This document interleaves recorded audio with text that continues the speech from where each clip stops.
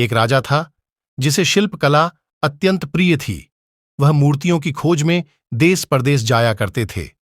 इस प्रकार राजा ने कई मूर्तियां अपने राजमहल में लाकर रखी हुई थीं और स्वयं उनकी देख रेख करवाते। सभी मूर्तियों में उन्हें 3 मूर्तियां जान से भी ज्यादा प्यारी थीं। सभी को पता था कि राजा को उनसे अत्यंत लगाव है। एक दिन जब एक सेवक इन मूर्तियों की सफाई कर रहा था, तब गलती से उसके हाथों से उनमें से एक मूर्ति टूट गई। जब राजा को यह बात पता चली तो उन्हें बहुत क्रोध आया और उन्होंने उस सेवक को तुरंत मृत्युदंड दे दिया। सजा सुनने के बाद सेवक ने तुरंत अन्य 2 मूर्तियों को भी तोड़ दिया। यह देखकर सभी को आश्चर्य हुआ। राजा ने उस सेवक से इसका कारण पूछा। तब उस सेवक ने कहा, महाराज, क्षमा कीजिएगा, यह मूर्तियां मिट्टी की बनी हैं, अत्यंत नाजुक हैं, अमृता का वरदान लेकर तो आई नहीं है। आज नहीं तो कल टूट ही जाती। अगर मेरे जैसे किसी प्राणी से टूट जाती तो उसके कारण ही मृत्युदंड का भागी बनना पड़ता। मुझे तो मृत्युदंड मिल ही चुका है, इसलिए मैंने ही अन्य 2 मूर्तियों को तोड़कर उन 2 व्यक्तियों की जान बचा ली। यह सुनकर राजा की आंखें खुली की खुली रह गईं। उसे अपनी गलती का एहसास हुआ और उसने सेवक को सजा से मुक्त कर दिया। सेवक ने उन्हें सांसों का मूल्य सिखाया, साथ ही सिखाया कि न्यायाधीश के आसन पर बैठकर अपने निजी प्रेम के चलते छोटे से अपराध के लिए मृत्युदंड देना उस आसन का अपमान है। एक उच्च आसन पर बैठकर हमेशा उसका आदर करना चाहिए।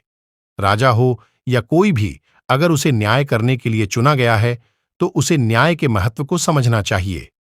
मूर्ति से राजा को प्रेम था, लेकिन उसके लिए सेवक को मृत्युदंड देना न्याय के विरुद्ध था।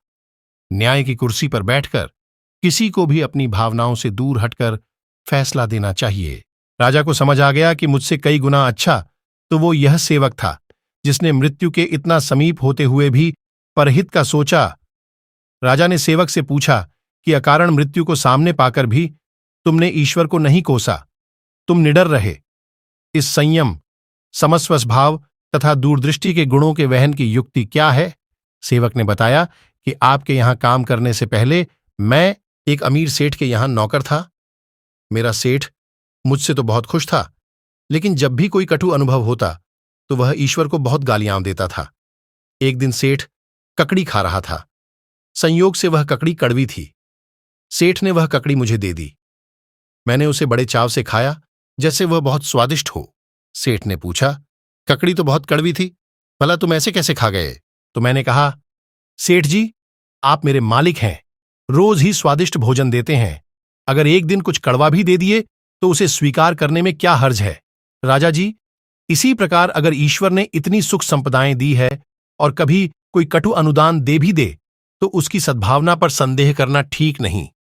जन्म, जीवन्यापन तथा मृत्यु सब उसी की देन है।